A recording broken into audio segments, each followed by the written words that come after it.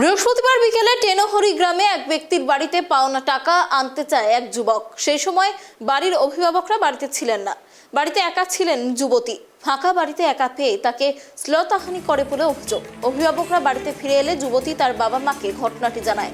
ঘটনাটি জানাজানি হতে প্রতিবেশীরাও সেখানে ছুটে আসেন। নির্যাতিতা যুবতীকে সঙ্গে নিয়ে রায়গঞ্জ মহিলা থানায় অভিযুক্তের বিরুদ্ধে লিখিত অভিযোগ দায়ের করে পরিবার। প্রায় 12 ঘন্টা অতিক্রান্ত হবার পরেও অভিযুক্তকে গ্রেপ্তার না করায় প্রতিবাদে শুক্রবার সকালে টেনহরির জাতীয় সড়ক অবরোধ করে গ্রামবাসীরা। খবর পেয়ে পুলিশ ঘটনাস্থলে পৌঁছে অভিযুক্তকে গ্রেপ্তারের আশ্বাস দিলে অবরোধ প্রত্যাহার করা হয়।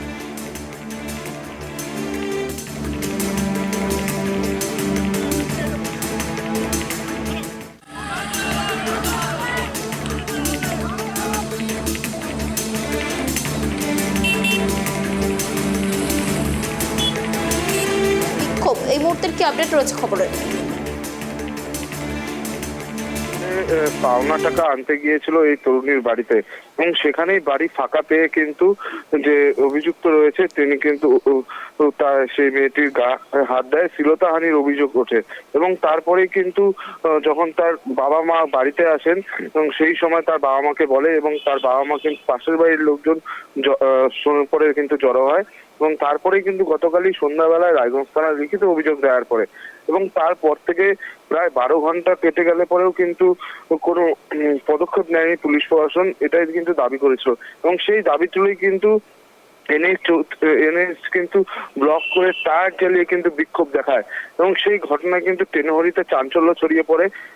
বেশ প্রায় 1 থেকে 1.5 ঘন্টা কিন্তু এই পথ অবরোধ চলে এবং তারপরে রায়গঞ্জ থানার বিশাল পুলিশ বাহিনী গিয়ে ঘটনার কিন্তু যারা বিক্ষোভকারীরা রয়েছে তাদেরকে বলে যে অবিলম্বে তাকে গ্রেপ্তার করা হবে এবং সেই আশ্বাসেই কিন্তু পথ অবরোধ তুলে নেয়। তবে 10 ঘন্টা টাইম দিয়েছে, 10 ঘন্টার মধ্যে যদি পুলিশ গ্রেপ্তার না করতে পারে অভিযুক্তকে, এরপরে কিন্তু আরো বৃহত্তর আন্দোলনে যাবে বলে হুঁশিয়ারি দিয়েছে আন্দোলনকারীরা।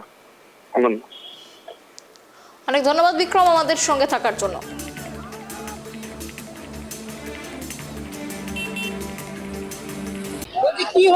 কালকে আমরা বাড়ি ছিলাম না, আমি কাজে ছিলাম, মা বাড়িতে ছিল না, মেয়ে বাড়িতে একা ছিল। তারপরে টাকা চাইতে ছিল ছেলেটা, টাকা চাইতে এসে দেখছে ফাঁকা, তারপর মেয়ের গায়ে হাত দিল। ছেলেটা চিনি, এই যে ওইখানে তৈমুল শেখ কি করতো? আমাদের সাথে কাজ করতাম আসলে রাজমিস্ত্রির লেবারি। কাজে টাকা চাইতে আসছিল, টাকা চাইতে এসে দেখে ফাঁকা, একাই ছিল। আমি কাজে ছিলাম, আর মা হাটে ছিল। থানায় অভিযোগ করেছি, পুলিশে এখনো পর্যন্ত আসে নাই। আজকে এখন আসলো, অবরোধ করার পরে আসলো। না, আগে কোনো পরিচয় নাই, এমনি কোনো পরিচয় নাই। এমনি ছেলেটা আর কোনো খারাপ উদ্দেশ্য মেয়ে বলতে পারবে, এখন আমি সঠিক জানি না। আমাদের পথ অবরোধ কালকে আমাদের পাড়াতে একটা মেয়ের শ্লীলতাহানি করা হয়েছে, তো যে সেই অভিযোগ নিয়ে আমরা থানায় গেছিলাম। তো অভিযুক্তর নাম ঠিকানা সব দেওয়া হয়েছিল। অভিযুক্তের নাম তৈমুর শেখ। এবার থানাতে মহিলা থানায় অভিযোগ করা হয়েছিল। মহিলা থানায় অভিযোগ করার পর ম্যাডাম যিনি দায়িত্বে ছিলেন তিনি বলছিলেন রাত্রেবেলা অ্যাকশন নেবে, সেই অ্যাকশন তিনি নেননি এবং পর্যাপ্ত সুরক্ষাও তিনি পরিবারকে দেননি। তারপর সেই সুরক্ষার ব্যবস্থা আমরা গ্রামবাসীরা মিলে করেছি সারা রাত।